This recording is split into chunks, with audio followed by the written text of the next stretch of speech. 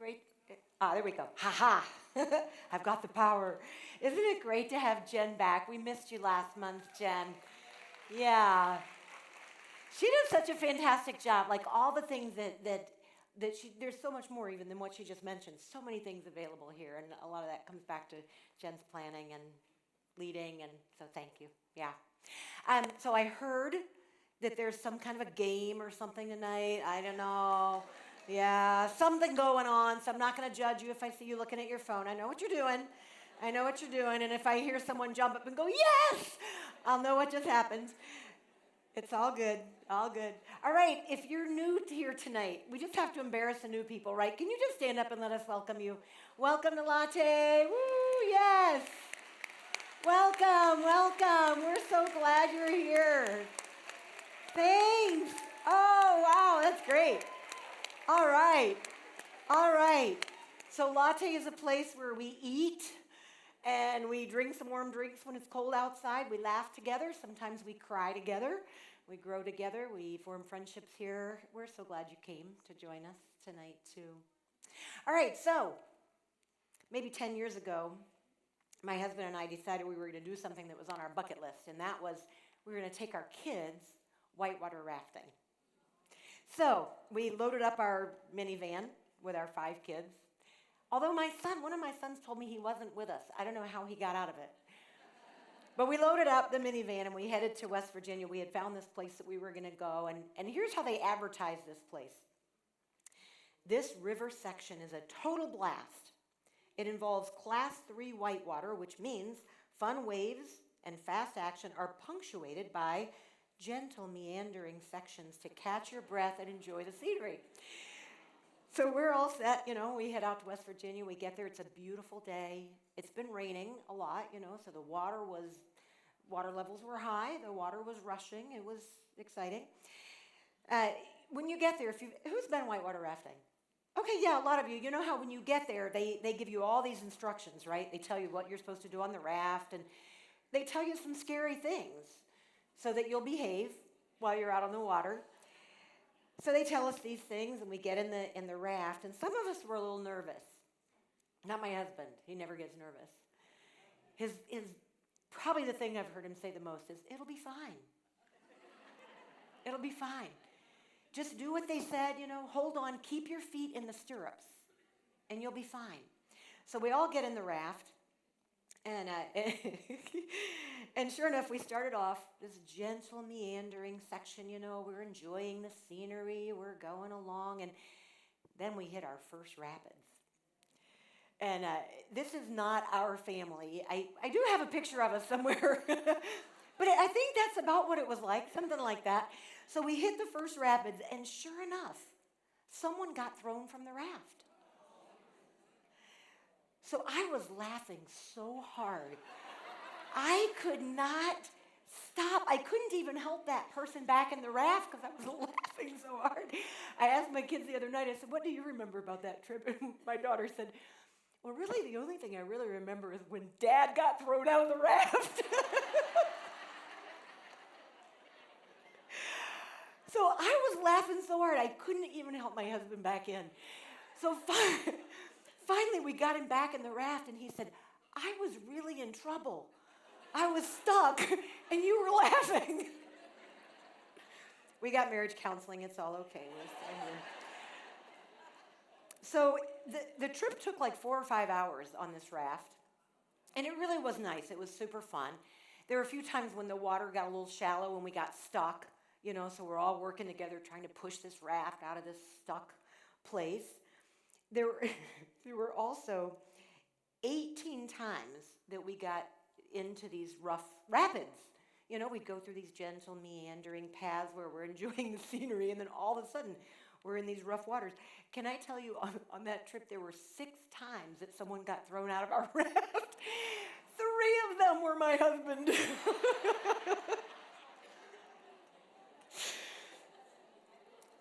I asked him if it was okay if I told this story.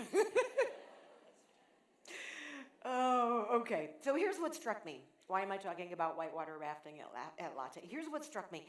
we would be moving along through these smooth waters, the gentle meandering. We're looking at the scenery. We saw a bald eagle at one point, which was really fun.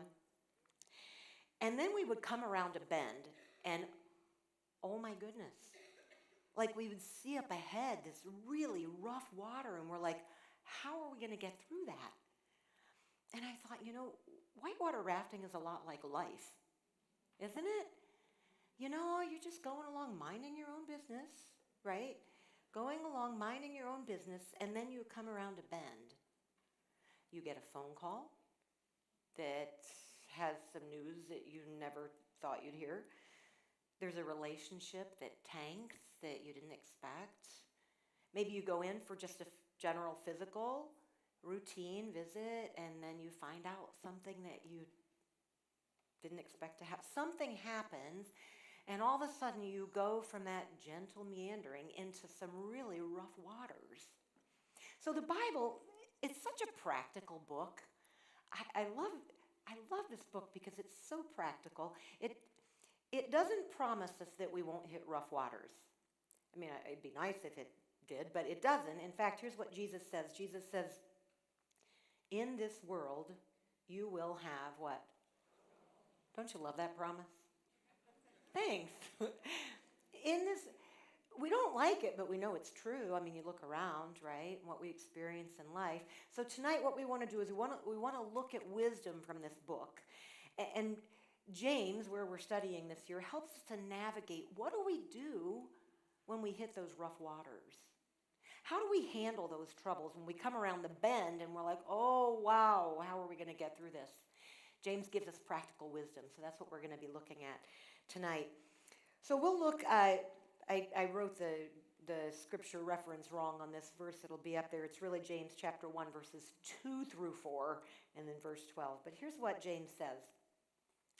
Dear brothers and sisters, we'll just go with the sisters part tonight. Dear sisters, when troubles of any kind come your way, consider it an opportunity for great joy. For you know that when your faith is tested, your endurance has a chance to grow. So let it grow, for when your endurance is fully developed, you will be perfect and complete, needing nothing.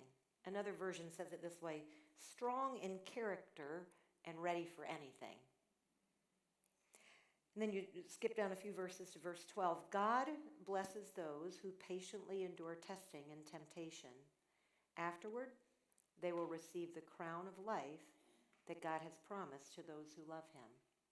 So that's what we're going to dig into, kind of take that apart and see how can we gain wisdom from this for when we hit those rapids.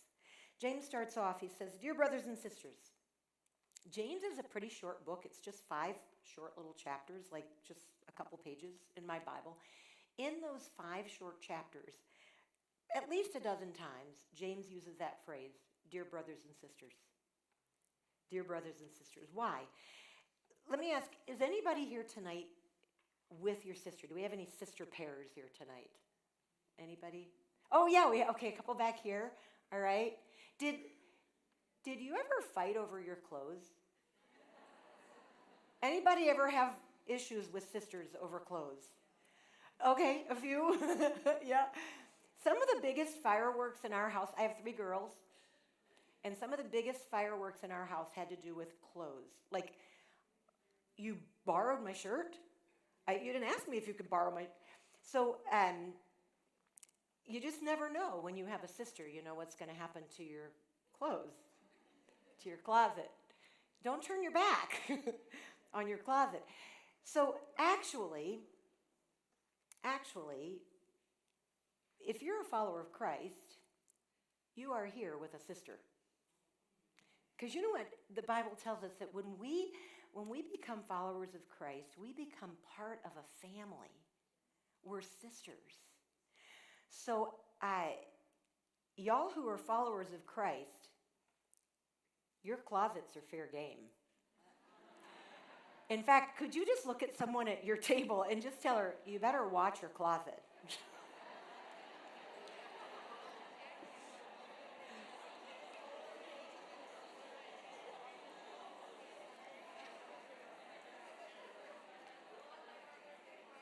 Okay, you said a lot more than you better watch your closet. That was a lot more than you better watch your closet. I'm coming for your clothes. I heard someone say that. Here's what I picture. James is kind of talking to us as a family, a dozen times. He says, "Dear brothers and sisters, let's have like a family chat.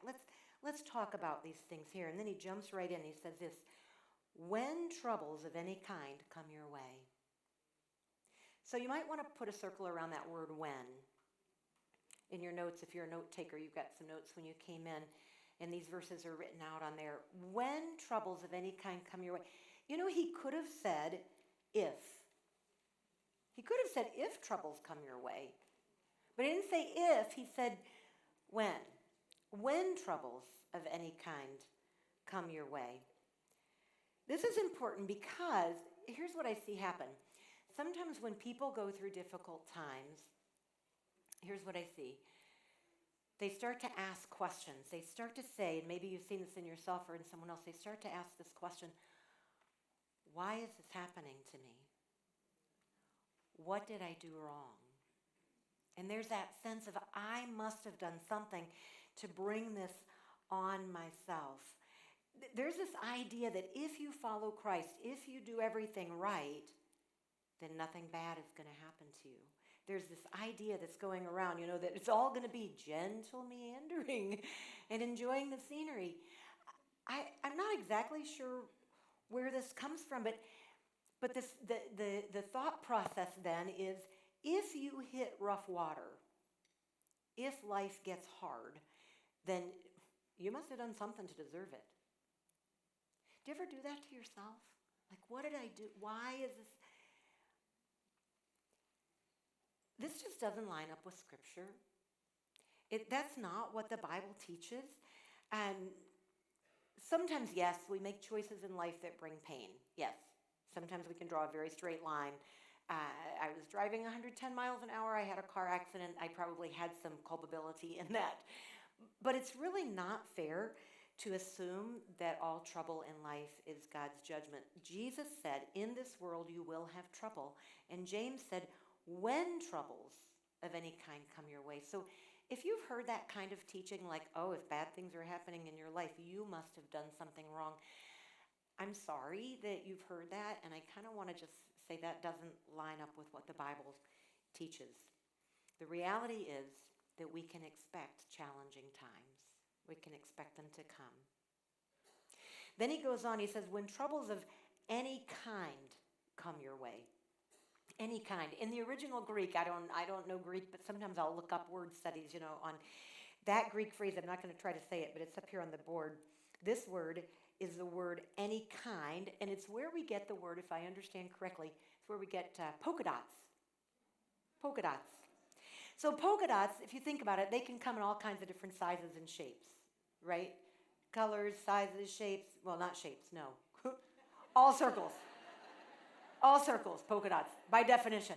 All different sizes and colors they can come in. Here's what I think. Whatever your story, whether your troubles right now are coming in big polka dots or they're coming in little polka dots, there's no challenge that's too small for God to see. There's nothing that's too small for him to care about, to see you in it, to hurt with you. There's nothing too small. And there's nothing too big. There's no situation so big, so painful, so complicated that it's too hard for God. So I love what Nikki prayed and what Jen said before, because in my notes I had already written this, that God sees you. He sees you. He hurts with you. He'll walk with you through whatever trouble you might have. There's one of the pastors on our staff here, Pastor Kajavius, the other day, and if you're watching, Kajavius, I'm sorry if I don't quote you just right. Something like this. He said, some people have gunshot wounds. Some people have stab wounds. Some people have paper cuts. And they all hurt. Right? They all hurt. Pain just hurts. It just does. And I love this thought of the polka dots. Whatever size your pain is, whatever whatever it looks like, God sees it. He sees you. He sees it all. Listen to what God said about his people a lot of years ago, and he hasn't changed since he said this. He said, "You can be sure that I have seen the misery of my people. I've heard their cries. I am aware of their suffering." Some people think of God as being like far off, distant, not engaged. That is not the God of the Bible. The God of the Bible sees us. He cares about us. He's not unengaged in our lives. Then he goes on to say this, the very next verse. "So I've come to rescue them. I see them. I know they're hurting, so I've come to rescue them." And then later, a couple books later in the Bible, he says this, "I can't bear their suffering any longer." Do you ever think about God like that? When he looks at you and he sees your suffering, he hurts with you. Years ago, a friend of mine lost her son in a motorcycle accident, and she said, it was just so painful, such a painful thing. And she said the thing that brought her the most comfort was the moment when she realized that God was hurting with her, that God was weeping with her. So whatever you're facing tonight, God sees you. He hurts with you. He knows, and he will either rescue you out of it, or he'll walk with you and carry you through it. Another one of our staff members, Duffy, he was in a motorcycle accident a little over a year ago, and he lost his leg. He's a pretty young man and real active, and now he's without his leg. And he was saying recently, he was telling us, he said, what I've gone through in this last year, it has really changed me. It's changed my perspective. It's changed how I see people, how I see life. When we go through trials, when we go through hard times, it changes us, doesn't it? Like when we hit the rough waters, we go through the rough waters, we come out on the other side, and we're just different than when we went in. We're changed. But how we face life's challenges will be determined how we'll be shaped by them. How we're different at the end really depends on which way we lean when we're in the middle of it all. So if you're around little kids at all, you learn a lot from them. And I learned something new from Teddy recently. My grandson. Oh, look at that. There's a picture in the slide deck. I don't know how that got in there. Sue must have just slipped it in there without my even knowing it. Teddy's 3, and Ellie, his little sister, just turned 1 last week. So recently I asked Teddy, I said, we were having dinner, I said, would you like more? And he looked at me and he goes, Millie, he calls me Millie, but he says it Millie, Millie, my hopper's full. So I looked at his mom for translation. Teddy's really into construction right now, all kinds of construction things. So when he's full, he says his hopper's full. So I had to do I kind of knew what a hopper was, but I had to do a little bit of research. So here's a hopper. And maybe you know about these things. I just didn't know a whole lot about hoppers. But here's what happens in a hopper in construction. You put the stuff in the top, the concrete, the gravel, the dirt, the whatever, and you store them there until you need them. It's brilliant. Then you can just open the bottom and it all comes out, and there you go. So that's what a hopper is. So James gives us wisdom how to navigate when we come to trials, hard things in our lives. So here's what I want to do tonight. I want to put a few things in our hopper. We can store them there, and then when we come around that bend, we're gentle, meandering, and we come around the bend and we're like, whoa, we have tools. We're ready. We know how we're going to face those hard things. 3 things I want to look at tonight from the book of James. First, he says, when troubles of any kind come your way, this is so confusing. Consider it an opportunity for joy. Now, if I'm in the middle of a really painful situation and I read these words, that can feel like, what does that even mean? That's so insensitive. Well, let's talk first about what it does not mean. It does not mean you should just act happy even when your heart is breaking. It does not mean that. Hiding our pain is not something that the Bible encourages.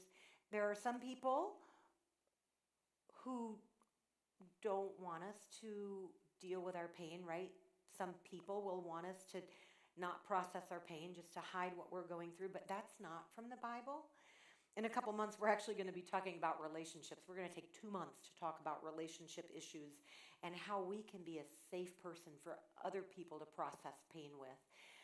Because sometimes when we're hurting and people tell us like these little platitudes like, oh, it's all going to be okay, or oh, they just kind of imply like you need to just get over it or gloss over it.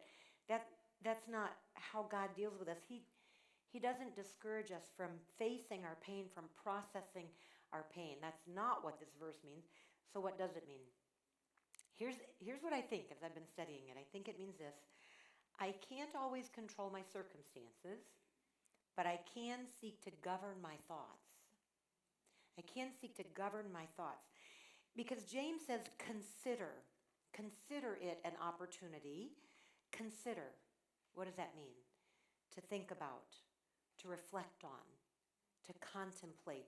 I looked up the Greek word. It'll be up on the screen here. I'm not going to try to say this one either. But the Greek word that's translated consider here means this: to lead, to go before, to think. So it kind of has that connotation of I'm not going to let my thought life just run.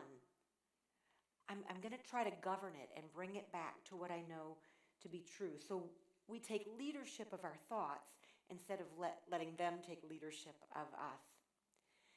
You know the name Rick Warren, he wrote Purpose Driven Life. So his wife Kay also does a lot of speaking and writing. And I love what she said. I read this a long time ago, and it's really helped me. She said, life is like a set of parallel train tracks with joy and sorrow running inseparably throughout our days. One of our toughest challenges in life is to learn how to live on both of those tracks at the same time. Both of those. So as we consider, we think about, we wrestle with our thoughts to learn how to live on both of those tracks at the same time. I have a friend, I'm going to call her Felicia.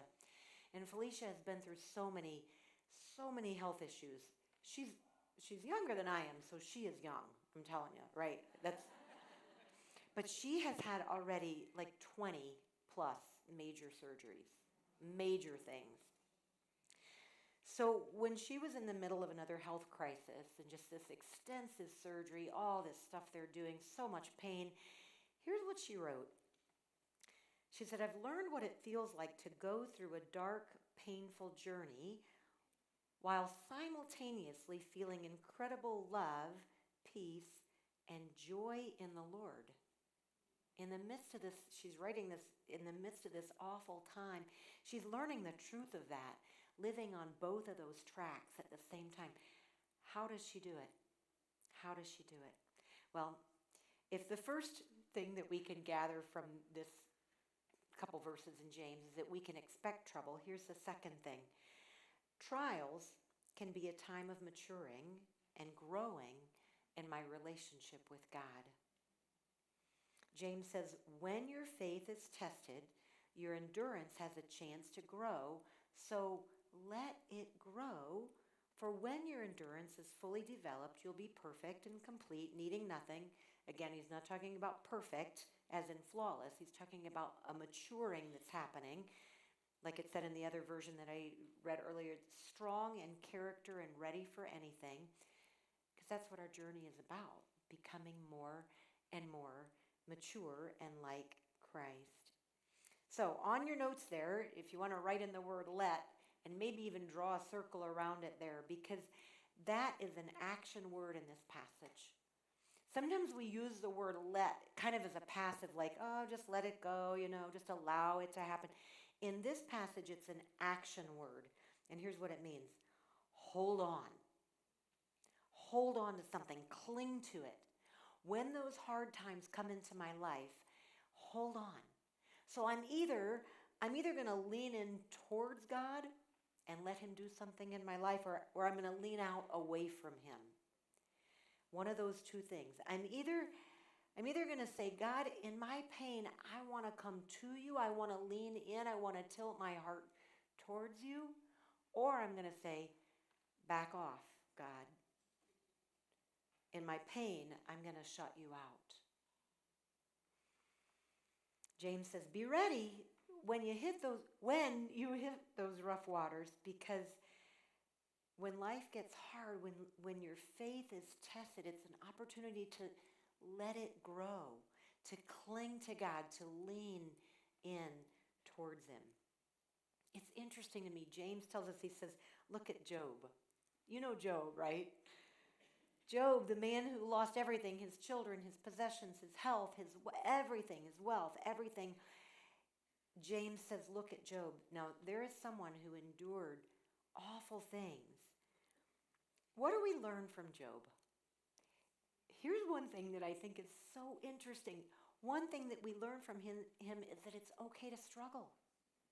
It's okay to question. It's okay to wrestle with God. Sometimes people don't want us to wrestle. They want us just to move on through. But listen to Job. Here's some things that we know about him.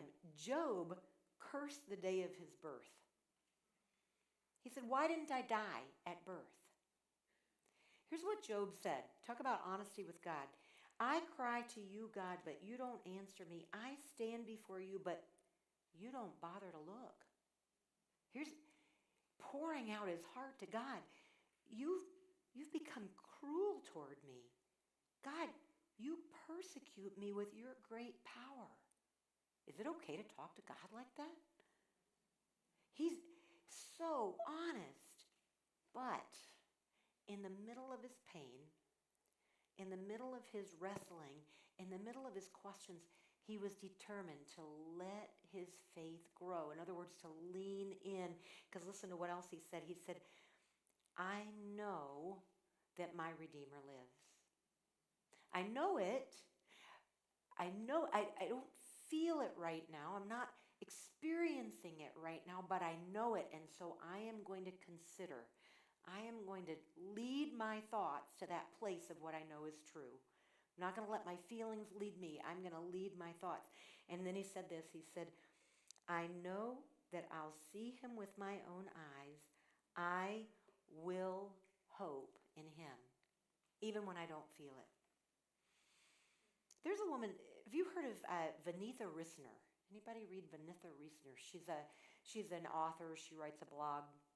She does some speaking. Anyhow, she's suffered a lot, and she has a really great perspective. My mother-in-law actually is the one who turned me on to reading Vanitha Rissner. But I want to read you what she wrote about an interaction that she had with someone, and it's long, but it's worth it. Vanitha says, we sat across the table as she blinked back her tears. I listened as she poured out her childhood trauma, her disappointments in her young adulthood, the way she felt lonely and abandoned in her grief. Her pain had left deep wounds. After she recounted her story, I asked if she was taking all this to God, pouring out her heart to him as she had to me. I'll never forget her response. Here's what she said. I don't think that would be right to tell God exactly how I'm feeling. Aren't we supposed to just praise God and thank him all the time? Maybe that resonates. I thought for a minute, says Vanitha, and then I shared how that attitude had hurt my relationship with the Lord years ago. I learned that honesty is what draws us closer to God. She shook her head. I'm not sure where it would lead me if I started being honest with God. Her voice faltered, but then she declared, I really am fine. I'm looking at the positive and putting the negative behind me. I just need to push back my tears to find joy. And then she added, you're right, though. God does feel distant, even though I'm trying to connect with him.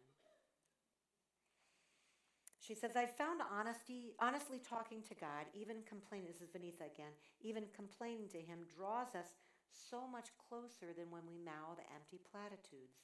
When we lament, we express our deep aches and pains, our longings, confident that God cares about our pain and will not condemn us for our words. At the core of lament is trust. So there's the leaning in that we were talking about. She says, while lament underscores the idea that naming our sorrow is important, it may take time to process the weight of what has happened. Job praised God immediately after his tragedy, saying, "The Lord gave and the Lord has taken away. Blessed be the name of the Lord." That's in Job chapter 1. But then he was able to see at that point that his life was in God's hands and still praise him. When we first hear difficult news, we often fall to our knees as we beg God for mercy and strength, and we feel close to him.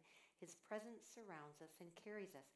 However, as the loss drags on and the reality of what has happened sinks in, other emotions surface. Job began to express his doubts and pain to his friends over time. God no longer felt close, and life was in shambles. But Job continued talking to God.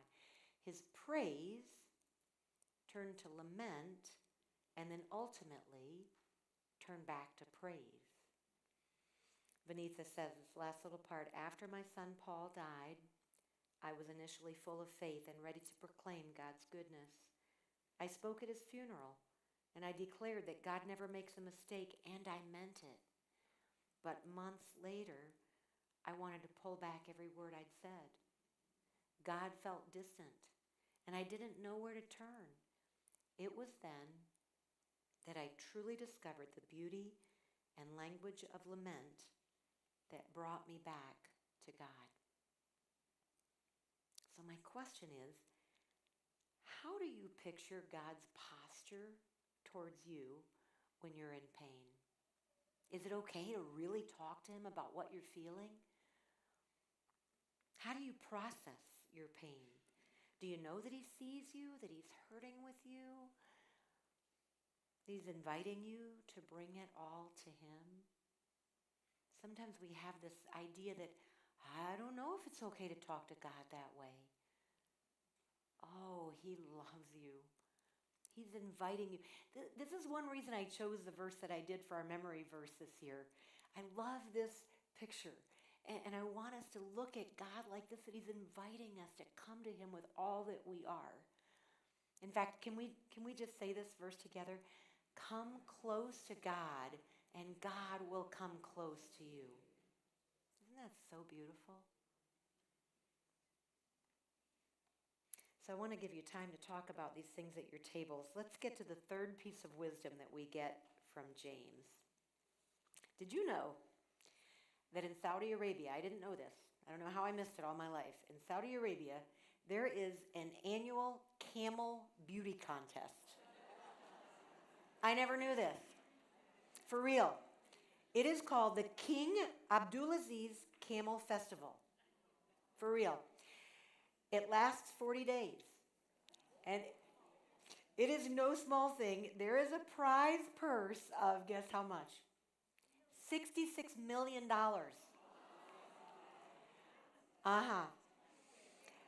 So it's a rather large purse. I hear you saying, I'm going to go buy a camel. I'm going to enter this contest. Because it's such a big prize, people do all kinds of crazy things to win. So I'm quoting, it turns out that a couple years ago, I'm quoting here, unscrupulous breeders were using a number of methods to make their camels more likely to win. In order to detect tampering, camels are examined both physically and clinically using devices such as x-ray machines and sonar devices. So, a couple of years ago, I'm not kidding, this is for real, you can look it up, 43 of the contestants were disqualified. You know why? Because they got Botox treatments.